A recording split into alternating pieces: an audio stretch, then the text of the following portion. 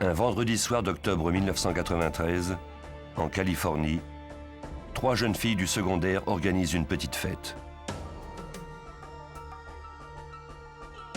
L'Halloween arrive à grands pas et elles veulent en profiter pour essayer des costumes. En l'espace de quelques secondes, le cours de leur vie va changer pour toujours.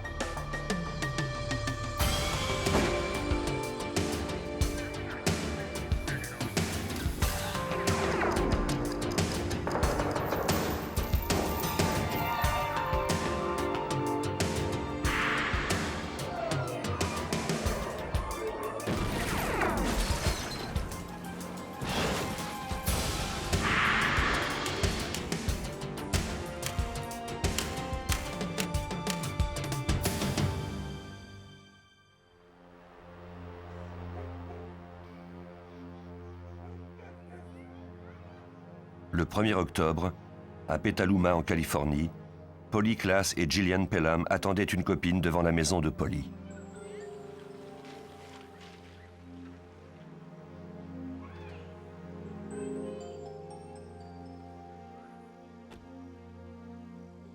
Il était environ 20h30 lorsque Kate McLean arriva avec sa mère. Les 3 jeunes filles se promettaient beaucoup de plaisir.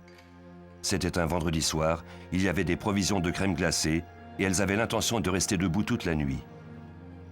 Ce serait une vraie fête.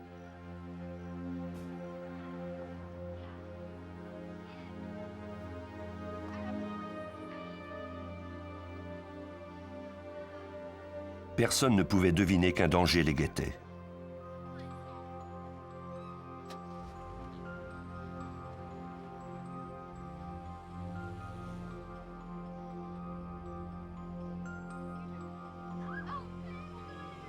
La porte de la chambre de Polly était fermée, mais les jeunes filles étaient très bruyantes. Vers 21h45, Eve Nicole, la mère de Polly, vint jeter un coup d'œil et demanda aux filles de faire moins de bruit. Elle avait une migraine et allait se coucher bientôt.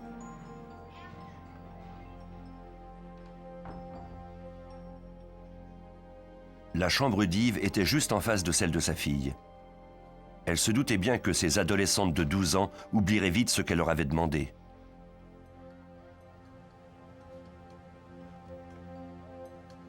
Avant d'aller au lit, Eve prit donc un somnifère pour ne pas être troublée dans son sommeil.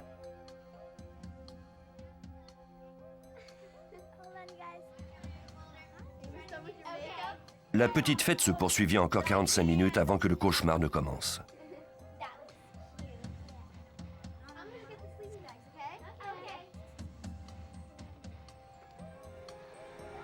Il était environ 22h30 lorsqu'un inconnu fit irruption dans la chambre de Polly.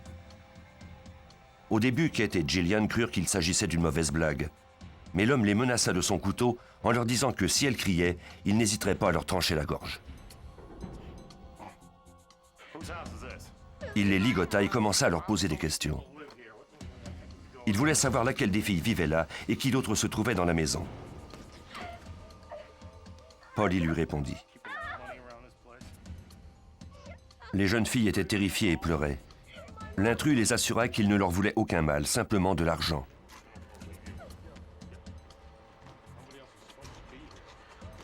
Toutefois, lorsque Polly l'informa qu'il y avait des billets dans un coffre à bijoux, il ne broncha pas.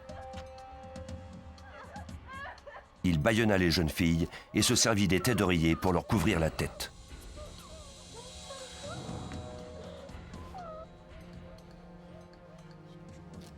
Il força Polly à se lever et ordonna aux 2 autres jeunes filles de compter jusqu'à 1000. Il leur promit que Polly serait de retour quand elles auraient terminé. Il disparut dans la nuit avec la jeune Polly.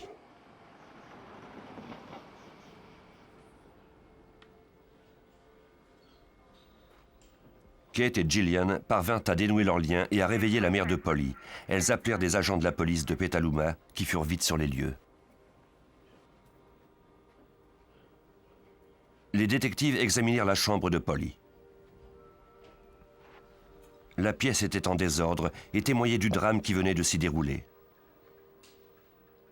Sur le sol, ils trouvèrent les lanières de vêtements qui avaient servi à ligoter les jeunes filles. Les fils d'une console Nintendo avaient été coupés et la bandoulière d'un sac à main se trouvait par terre parmi des têtes d'oreiller. En apercevant la scène, le détective Mike Meese de la police de Petaluma n'était pas optimiste.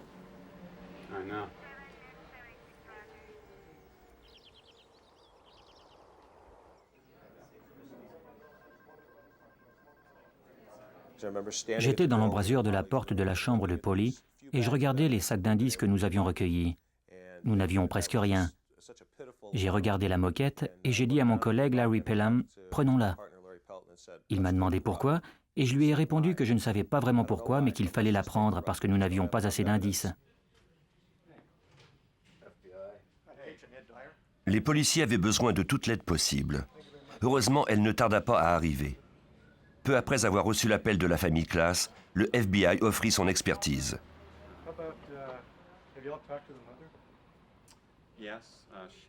Les agents du FBI arrivèrent à la résidence des Class vers minuit. Aux États-Unis, les enlèvements sont sous la responsabilité du FBI. Avec 800 cas par année, ces agents ne manquent pas de savoir-faire. L'agent spécial Ed Fryer était familier avec la région et il avait travaillé sur de nombreux cas d'enlèvement. Il fut nommé enquêteur en chef. Dès le départ, Fryer eut l'impression que cette enquête serait différente des autres. C'était évidemment un cas d'enlèvement par un inconnu. Le témoignage des deux fillettes était crédible.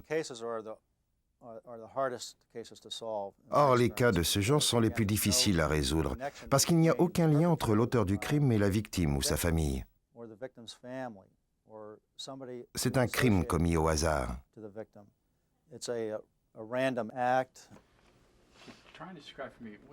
La plupart des enlèvements impliquent des membres d'une même famille en mauvais termes. Dans ce cas-ci, Mark Class, le père de Polly, était séparé de sa femme, mais il fut rapidement éliminé de la liste des suspects. Les cas d'enlèvement par de parfaits inconnus sont très rares, et lorsque c'est le cas, les détectives ont peu de pistes à leur disposition. Cette fois-ci, cependant, ils avaient 2 témoins.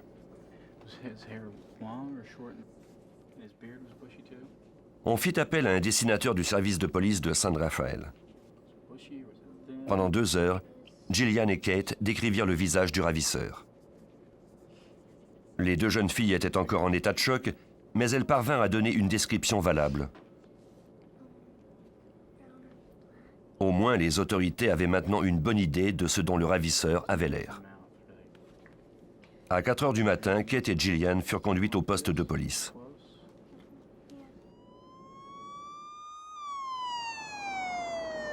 Le FBI envoya ensuite l'équipe d'experts judiciaires sur la scène du crime. Tony Maxwell menait l'équipe. En analysant plusieurs cas un peu partout aux États-Unis, nous avons constaté que lorsqu'une personne est kidnappée, surtout quand il s'agit d'un enfant, elle est généralement maltraitée au cours des 24 premières heures et tuée dès le lendemain ou le jour suivant. Le temps est donc un facteur très important. Dans ce genre d'enquête, les détectives doivent procéder très rapidement. L'équipe de scientifiques apporte son expertise sur la scène du crime. Son but est de trouver le plus d'indices possible. Pour ce faire, elle dispose du matériel le plus sophistiqué qui soit. Un petit rouleau électrostatique recueille les cheveux et les fibres à même le sol. On passe ensuite l'appareil sur une pellicule chargée d'électricité. Les débris adhèrent à la pellicule, qui est ensuite envoyée au laboratoire pour analyse.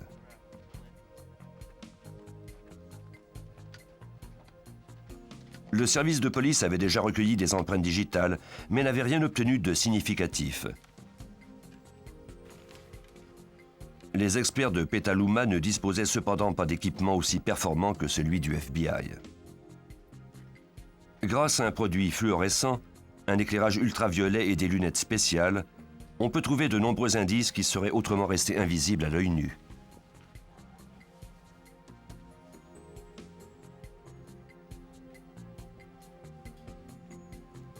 Les experts recueillirent une 50aine d'empreintes digitales qui avaient échappé aux policiers. Mais même ces empreintes ne furent d'aucune utilité, puisqu'on découvrit qu'elles appartenaient toutes à des membres de la famille et à des amis. Après plusieurs heures de recherche, les experts découvrirent enfin quelque chose de prometteur.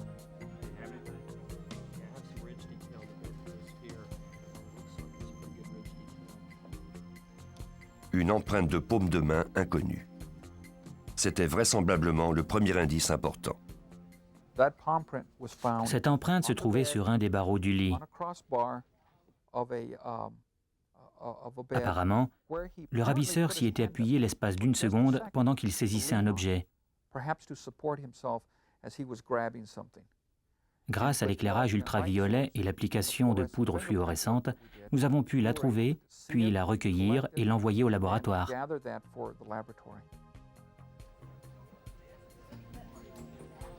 À cette époque, la base de données d'empreintes digitales du FBI n'incluait pas encore les empreintes de paume de main.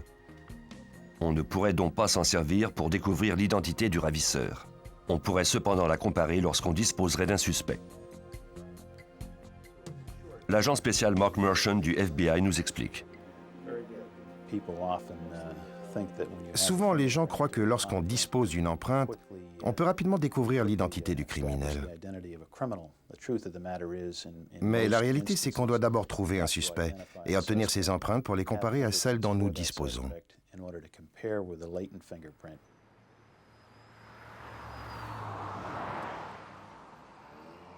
Dès l'aube, plus d'une centaine d'agents ratissaient le quartier centimètre par centimètre. Ils étaient à la recherche du moindre indice qui les mettrait sur la piste de Polly et de son ravisseur.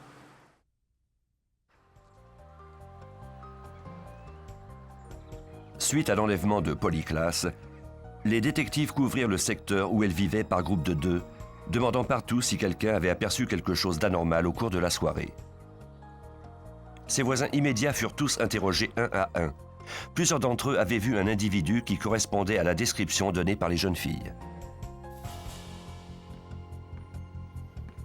En se rendant au club vidéo le soir de l'enlèvement vers 21h, Thomas George et ses amis avaient remarqué un inconnu debout devant la maison de Polly. Thomas connaissait bien les gens qui vivaient dans le secteur, mais il n'avait jamais vu cet homme auparavant.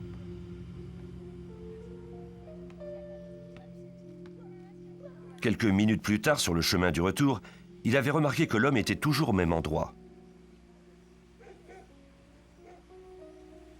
La description de Thomas correspondait à celle du suspect.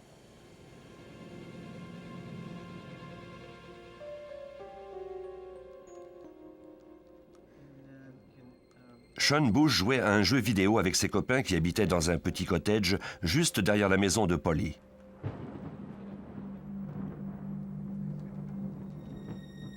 Il était environ 22h30 lorsque Sean avait jeté un coup d'œil par la fenêtre.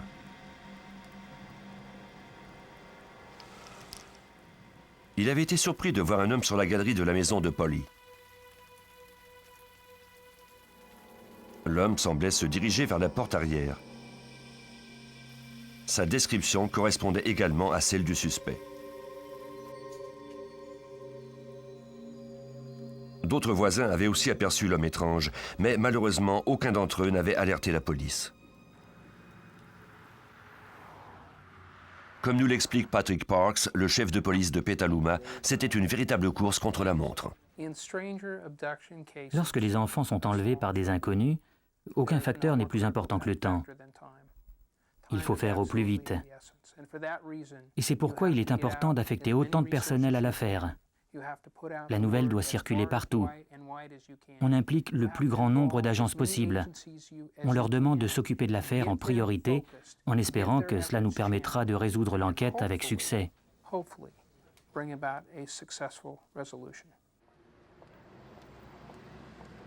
Le lendemain, les recherches pour retrouver Polly Klaas prirent des proportions jusqu'alors inégalées aux États-Unis. Un réseau de bénévoles fut mis sur pied pour aider les autorités.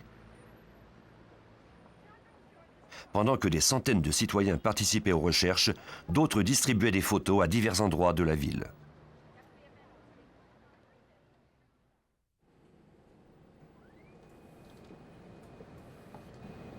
Au laboratoire judiciaire du FBI à Washington, l'expert légiste Chris Allen analysait avec soin tous les éléments recueillis dans la maison de Polly.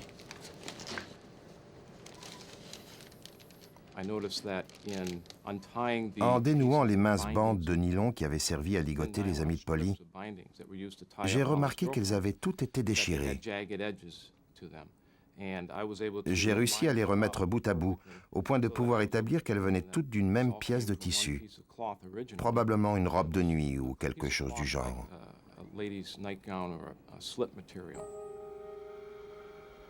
D'autres indices recueillis dans la chambre grâce à l'appareil électrostatique étaient difficiles à identifier.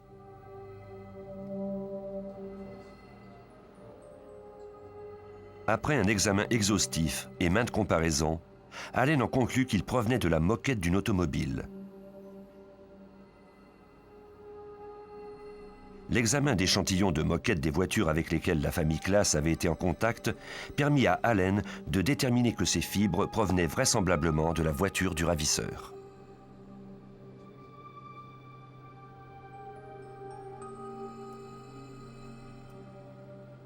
Un autre indice semblait provenir du suspect. Parmi les éléments prélevés dans la chambre de Polly avec l'aspirateur, j'ai découvert un cheveu brun foncé qui avait été arraché. Il y avait en effet dans ce cheveu un segment de racine de 3 ou 4 mm. Quand on arrache un cheveu d'un coup sec, on obtient alors des tissus humains qui proviennent du cuir chevelu. Si Polly avait arraché un cheveu de la tête du suspect, cela signifiait qu'elle s'était débattue. Malheureusement, même un cheveu qui contenait l'ADN du ravisseur ne mettait pas la police sur la piste d'un suspect. L'empreinte de paume de main recueillie sur le lit fut envoyée à Michael J. Smith, expert en dactyloscopie pour le FBI. Ce dernier examina l'empreinte au laser et constata qu'elle était assez nette pour qu'on puisse en tirer une photographie. Malheureusement, l'éclairage laser donnait une teinte orange à l'empreinte et Smith devait absolument en obtenir un exemplaire en noir sur fond blanc. Il demanda à la photographe d'inverser les couleurs afin que le résultat final soit semblable à celui des fiches d'empreinte digitale habituelles. Après quoi, l'empreinte était indélébile et pouvait être classée en attendant l'arrestation d'un suspect. Les détectives avaient recueilli des indices importants, mais ce n'était pas encore suffisant. Le temps filait et Polly Klaas n'avait pas encore été retrouvée.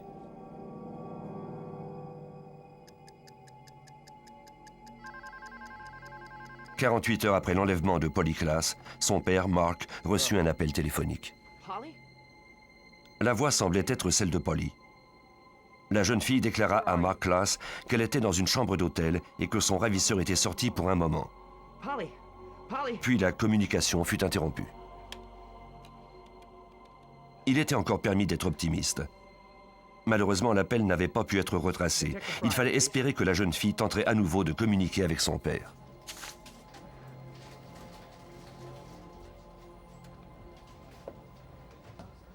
La nouvelle de l'enlèvement se propagea rapidement. En seulement 2 jours, 50 000 photos furent distribuées. Les bénévoles mirent sur pied un centre d'opération pour mieux travailler en concertation avec la police et le FBI. Jamais la population ne s'était impliquée de façon aussi importante. Des bénévoles répondaient au téléphone 24 heures par jour pour recueillir la moindre information. Une copie de ces informations était relayée au bureau du FBI et à la police de Petaluma. Rapidement, le centre traita jusqu'à 60 000 appels. De ce nombre, les autorités obtinrent 12 000 pistes.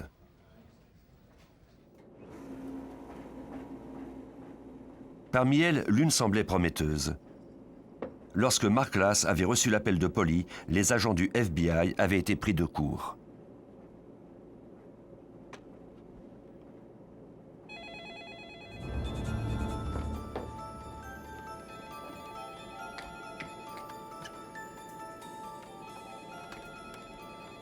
Si la jeune fille téléphonait à nouveau, il serait prêt. La jeune fille appela. Comme la première fois, la voix ressemblait à celle de Polly. Elle dut raccrocher rapidement. Heureusement, elle était restée au bout du fil assez longtemps pour que l'appel soit retracé.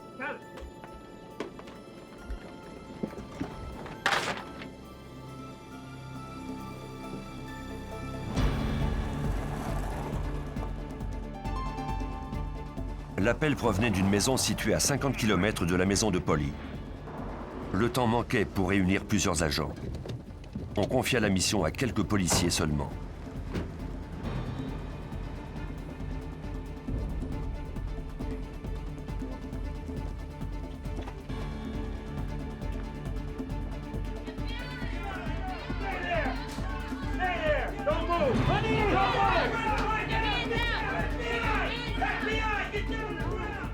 Une fois sur les lieux, ils ne trouvèrent qu'une maison ordinaire. Il n'y avait aucune trace de Polly ni de son ravisseur.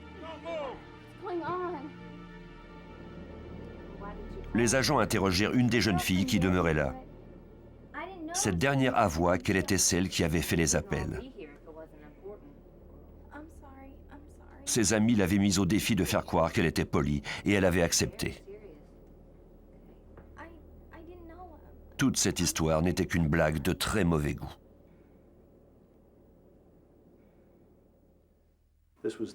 Après une semaine d'enquête, il n'y avait eu qu'un seul signe de vie de Polly. Nous étions remplis d'espoir, convaincus que nous allions résoudre l'enquête et retrouver la jeune fille. Mais bien sûr, ce n'est pas ce qui s'est produit. À la mi-octobre, Kate et Gillian furent convoqués au poste de police pour donner à nouveau une description de l'homme qui les avait ligotés. On confia la tâche de dresser le portrait à une experte en croquis judiciaire.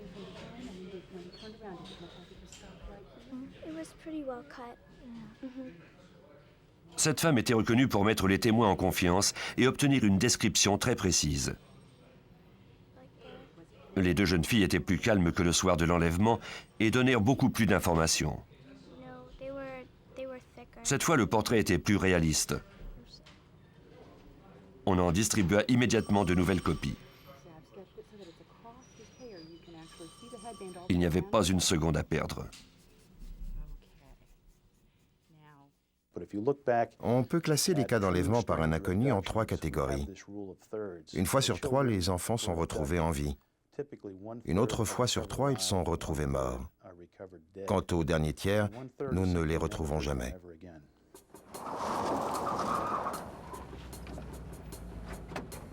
Les policiers offrirent une récompense en échange du retour de Polly. Ils reçurent l'appel d'un homme demandant une rançon de $10 000. L'appel provenait d'un appartement de Petaluma. Cette fois-ci, une unité SWAT arriva sur les lieux en force. Il n'était pas question de perdre cette piste. Mais une fois encore, la police et la famille Class avaient été piégés.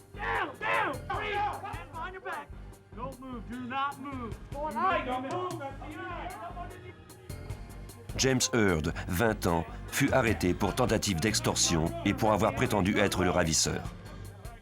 Son appel avait détruit le moral des troupes.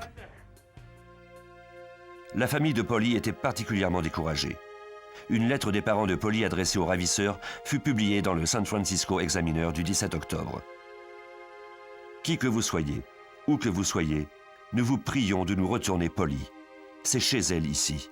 Elle nous manque beaucoup. L'étincelle dans ses yeux et son humour nous manquent. Nous aimerions revoir son merveilleux sourire et entendre sa voix. Il s'adressait également à Polly.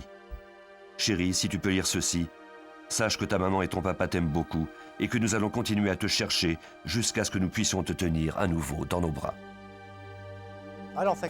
Je crois que je n'ai jamais perdu espoir. J'étais en contact étroit avec Mark Class, Yves et le reste de la famille. Et c'est une question qu'ils m'ont souvent posée. Je répondais, non, nous n'avons pas perdu espoir. Et nous ne le perdrons pas non plus. Partout au pays, la population souhaitait le retour de Polly. On installa des banderoles et on organisa une manifestation silencieuse. On espérait que Polly rentrerait bientôt chez elle saine et sauve.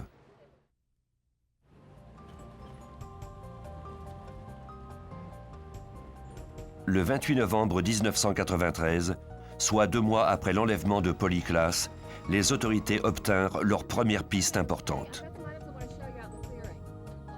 À Sonoma, le shérif adjoint fut dépêché à la résidence de Dana Jaffe. La maison se trouvait au bout d'un long chemin qui donnait sur Pityan Road.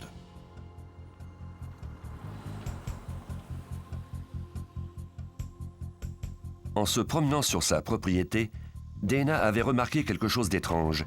Elle crut que cela pouvait intéresser la police. Elle conduisit le shérif adjoint à travers un bois et dense jusqu'à une clairière. C'était à quelques mètres seulement du chemin qui menait à sa maison. Éparpillés à travers les arbres, se trouvaient des objets plutôt incongrus.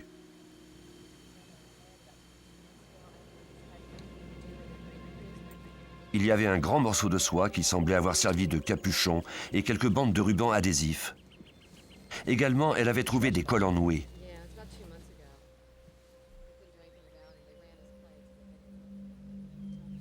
Elle avait remarqué la présence de cheveux dans le nœud des collants.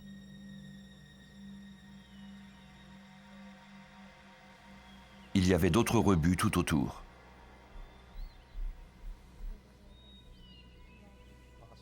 Puis Dana s'était rappelé qu'un inconnu s'était trouvé sur sa propriété, près de l'endroit où elle avait découvert les objets. Cela s'était produit 2 mois plus tôt. Tout avait commencé lorsque Shannon Lynch, qui gardait les enfants de Dana, avait quitté la propriété pour s'en retourner chez elle à bord de sa voiture. Un homme marchait au beau milieu du chemin. Sa voiture, une Pinto, était garée sur le côté. Il lui avait dit que sa voiture était embourbée et avait insisté pour qu'elle sorte et lui vienne en aide. Il lui avait également demandé ce qui se trouvait au bout du chemin. Shannon eut immédiatement l'intuition que quelque chose ne tournait pas rond. L'homme était très étrange. Elle poursuivit sa route sans l'aider. Elle voulait trouver un téléphone le plus vite possible. Shannon trouva finalement une cabine téléphonique 3 kilomètres plus loin, d'où elle appela Dana. Elle voulait mettre son amie en garde contre cet homme à l'allure étrange qui se trouvait sur sa propriété. Dana ne perdit pas une seconde. Elle saisit un bâton de baseball, monta à bord de sa voiture avec sa fillette et descendit la colline. La voiture dont Shannon lui avait parlé était bien là, mais il n'y avait aucune trace de l'homme.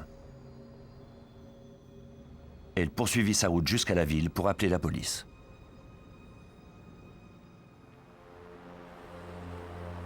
Quelques minutes après minuit, 2 agents de Sonoma County se rendirent sur les lieux. Dana leur expliqua qu'elle désirait simplement qu'il demande à l'intrus de quitter sa propriété. Les agents trouvèrent l'homme en question. Il était un peu agité, sentait l'alcool et transpirait abondamment.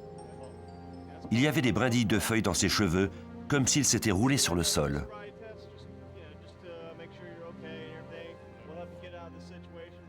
Il déclara qu'il se promenait et qu'il ignorait qu'il était sur une propriété privée. Lorsqu'il avait tenté de rebrousser chemin, sa voiture s'était embourbée. Il s'était glissé dessous pour la désengager. De toute évidence, il mentait. Il n'y avait pas assez d'espace sous le véhicule pour qu'un homme puisse se glisser dessous.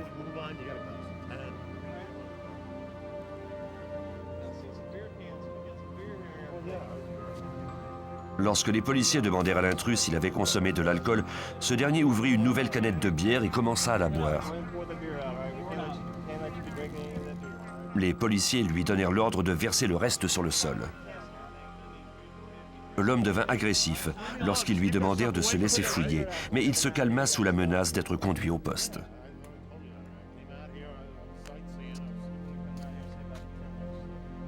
Les policiers le fouillèrent et poursuivirent leur interrogatoire, mais ils ne trouvèrent rien d'incriminant. L'homme était simplement étrange. Ils vérifièrent ensuite son permis de conduire. Il n'avait jamais été arrêté auparavant en état d'ébriété. Ils lui firent passer un test pour vérifier s'il avait trop bu, mais il le réussit. L'intrus avait été retenu depuis 45 minutes. Rien ne justifiait de le détenir plus longtemps. Il ne restait plus qu'à l'aider à sortir sa voiture de là et à lui donner son congé.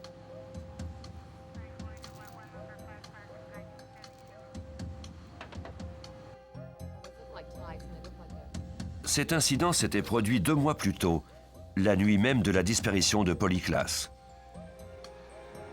Un capuchon, des liens, des collants de jeune fille, tous ces éléments ne pouvaient pas être qu'une pure coïncidence. Sans perdre une seconde, les agents téléphonèrent à la police de Petaluma. En moins d'1 heure, le détective Mike Meese et l'agent Ed Fryer étaient sur les lieux. Je n'oublierai jamais cette scène.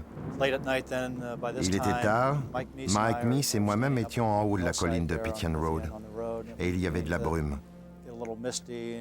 La pluie commençait à tomber. Nous nous sommes regardés et nous savions qu'il s'agissait là d'une scène du crime très importante. Elle nous permettrait de résoudre l'enquête.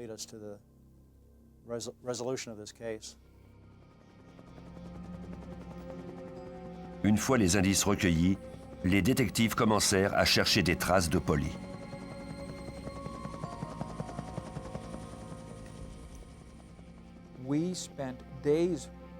Nous avons passé plusieurs jours à fouiller la colline avec l'aide de 300 volontaires. Je crois que nous avions entre 25 et 30 chiens. Nous avons effectué des fouilles intensives en espérant que Polly soit encore en vie. C'était ce qui nous motivait.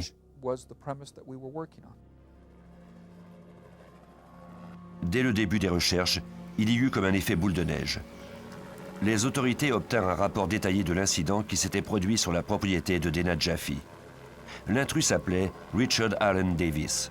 En fouillant son passé, ils découvrirent qu'il avait récemment été remis en liberté conditionnelle après avoir purgé 8 ans d'emprisonnement pour un enlèvement. Nous avons appris que Davis avait été arrêté en 1976 pour vol, enlèvement et agression avec intention de commettre un viol.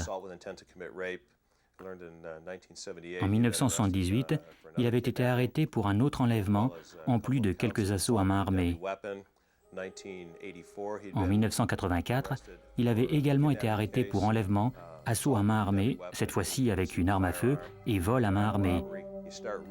En lisant ces rapports, nous nous rendions compte que cet homme avait le profil idéal pour être impliqué dans un enlèvement comme celui de Polly.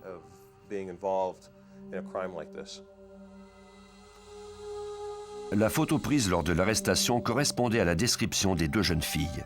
De plus, la mère de Davis vivait à Petaluma.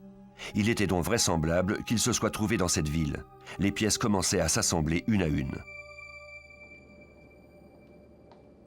Les éléments recueillis près de Pigeon Road furent immédiatement envoyés à Chris Allen du laboratoire judiciaire à Washington. Un des éléments les plus intéressants était une bande de tissu.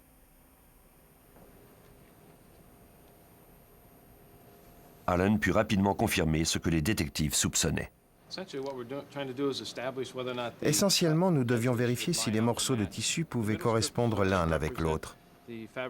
La bande de tissu centrale est celle qui a été recueillie dans la chambre de Polly et qui a servi à ligoter ses 2 amis. Nous avons ensuite reçu la bande de tissu qui avait été recueillie sur Pigeon Road. Ces bandes s'ajustaient parfaitement comme dans un puzzle.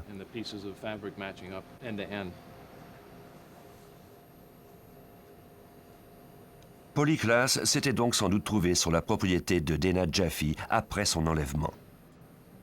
Et les policiers avaient la preuve que Richard Allen Davis s'y était également trouvé. Il n'y avait pas encore assez de preuves pour procéder à son arrestation, mais les détectives espéraient obtenir assez d'indices lors de sa détention provisoire pour démontrer son implication. Tout le reste nous filait entre les doigts. Nous avons donc concentré notre attention sur Davis, sur ce qui s'était produit sur Pigeon Road et sur ce que nous comptions faire par la suite.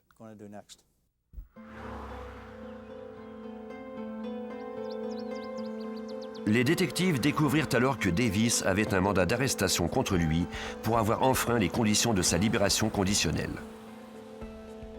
Ils décidèrent de l'emmener au poste. Malheureusement, il n'était pas chez lui au moment de leur arrivée. Un agent qui établissait un périmètre de sécurité dans le secteur arrêta alors une camionnette. Richard Allen Davis était au volant.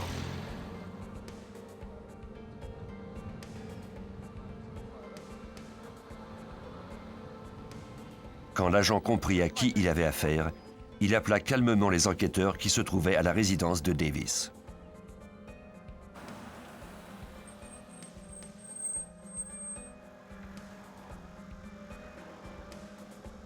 Les autorités se rendirent sur les lieux.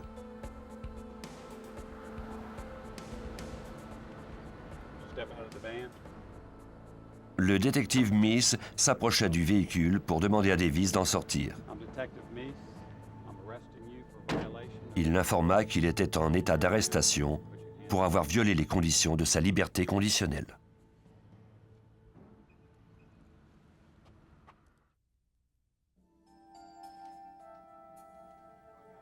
Deux mois s'étaient écoulés depuis que Kate et Gillian avaient vu le ravisseur de Polly Klaas, mais elles n'eurent aucun mal à le reconnaître lors d'une séance d'identification.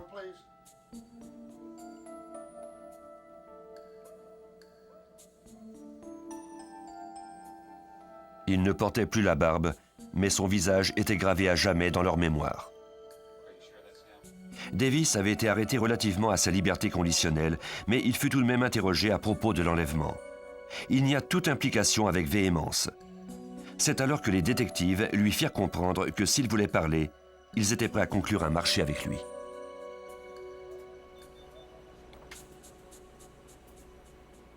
De son côté, au laboratoire judiciaire du FBI, Mike Smith comparait l'empreinte de paume découverte dans la chambre de Polly avec celle de Davis qui avait été prise lors de son arrestation.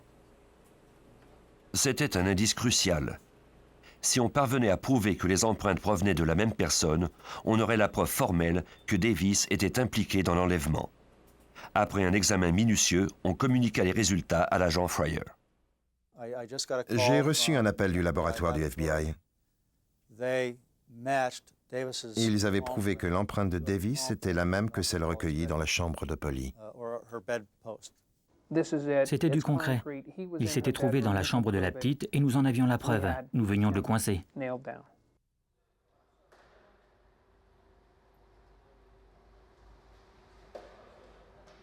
La nouvelle fut publiée dans les journaux. Davis était gardé à l'écart, en détention, et personne ne l'avait mis au courant.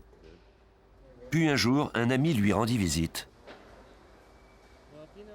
Il supplia Davis de parler aux autorités et de leur dire où Polly se trouvait, mais Davis continuait de nier sa responsabilité. Puis son ami lui apprit que la police avait trouvé son empreinte. Davis fut abasourdi. Il comprit alors qu'il ne pourrait jamais justifier la présence de cette empreinte dans la chambre de Polly. Il ne lui restait plus qu'une solution. Pendant qu'il se rendait sur Pityan Road où avaient lieu les recherches, le détective Meese reçut un message de la prison. Il était impatient d'apprendre la suite.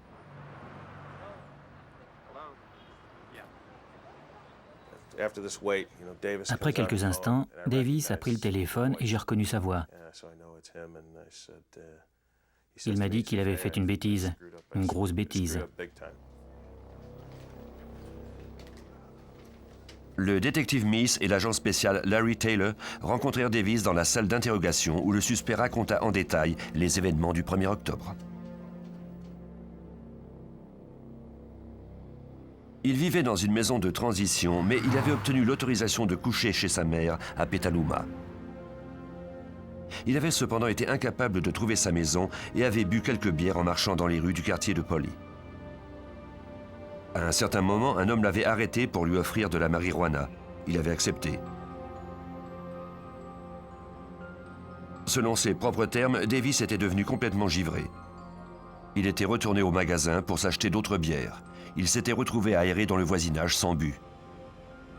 Il ne savait trop ce qu'il faisait ni où il était. Toutefois, il s'était bien préparé. Il transportait avec lui un sac rempli de cordes et de rubans adhésifs. Les experts légistes ont pu démontrer par la suite qu'il avait découpé des bandes à l'aide de ciseaux, ce qui signifiait qu'il avait prémédité son geste. Puis Davis déclara qu'il avait choisi une maison au hasard et qu'il y était entré par une fenêtre. Il pouvait entendre la télévision fonctionner. Il était possible qu'il ait saisi un couteau dans la cuisine, puis plus rien. Il n'avait aucun souvenir de ce qui s'était produit par la suite. Il avait repris conscience dans sa voiture et avait été surpris de constater qu'une jeune fille était assise à côté de lui. Elle se plaignait que ses mains étaient engourdies. Davis desserra alors un peu ses liens et poursuivit sa route. Il se demandait ce qu'il avait bien pu faire et ce qu'il ferait ensuite. Puis il se gara le long d'un chemin et la voiture s'embourba.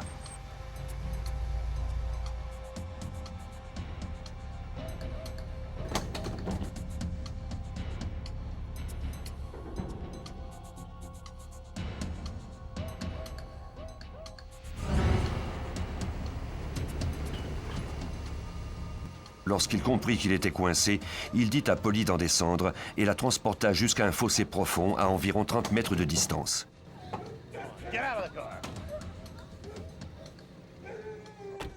Il avait prévu la laisser à cet endroit jusqu'à ce qu'il trouve un moyen de désembourber sa voiture.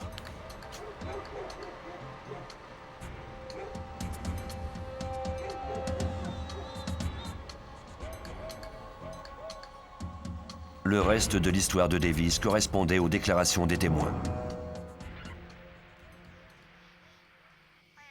Au même moment, on commençait à parler de l'enlèvement de Polly sur la radio de la police. Mais les agents avaient changé la fréquence de leur radio et ne les auraient donc pas entendus même s'ils avaient été à bord de leur voiture de patrouille. Ils vérifièrent les plaques d'immatriculation de Davis et n'obtinrent qu'un rapport sommaire de ses antécédents. Son dossier criminel ne faisait pas partie de leur base de données. Ils ne purent pas le retenir plus longtemps. Davis raconta comment les agents avaient réussi à dégager son véhicule et à l'escorter jusqu'à la route principale. Selon lui, il avait attendu 15 ou 30 minutes, puis il était retourné pour trouver Polly. Puis il avait conduit au hasard et il avait compris qu'il devait se débarrasser d'elle.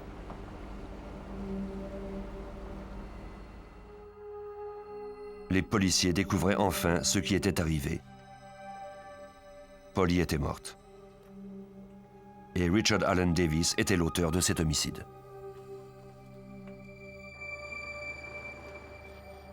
Davis accepta de les conduire à l'endroit où il avait abandonné le corps, dans un endroit désert de Cloverdale. Il faisait nuit, mais les enquêteurs étaient résolus à vérifier les déclarations de Davis au plus vite.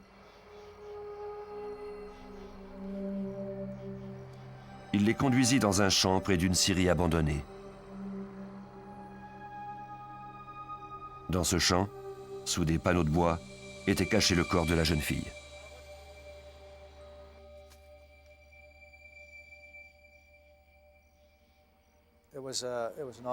C'était un sentiment très étrange. Nous étions en présence d'un individu tel que Davis, et quelques mètres plus loin se trouvait ce qui restait d'une jolie enfant innocente de 12 ans. Le cas de Polly Klaas avait ceci de particulier que les gens étaient concernés. Toute la population s'était impliquée en se jurant que c'était le dernier enfant qu'on allait tuer. C'était comme si elle avait été la petite fille de chacun d'eux. Il fallait la retrouver coûte que coûte.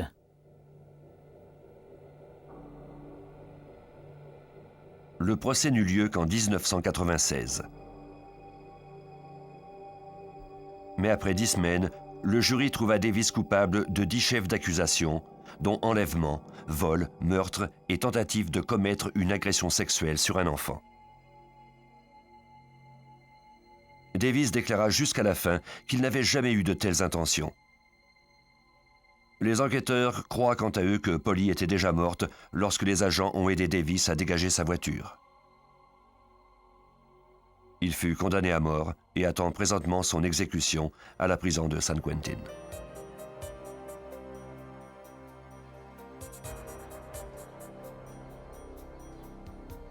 Polly Klaas a laissé un héritage qui permettra de sauver d'autres vies. Depuis cette affaire, les enquêtes entourant les enlèvements ont changé du tout au tout aux États-Unis. Les bases de données des divers services de police sont désormais reliées à diverses agences qui relaient à leur tour l'information. Les bulletins d'information sont maintenant envoyés sur toutes les fréquences radio de la police et lorsqu'ils arrêtent un automobiliste sur la route ou en pleine circulation, les policiers peuvent avoir accès, le cas échéant, à son dossier criminel. Des modifications législatives ont été apportées et le processus d'appel a été accéléré. De plus, une fondation au nom de Polly vient en aide à la recherche d'enfants disparus. Le FBI a joué un rôle déterminant dans la résolution de cette enquête. Si les agents n'avaient pas été là et qu'ils ne s'étaient pas impliqués, nous ne l'aurions jamais résolu, ou du moins, cela n'aurait pas été aussi rapide, même si cela nous a paru trop long. Une telle collaboration entre la police régionale et le FBI était une première aux États-Unis. C'est maintenant devenu une pratique courante.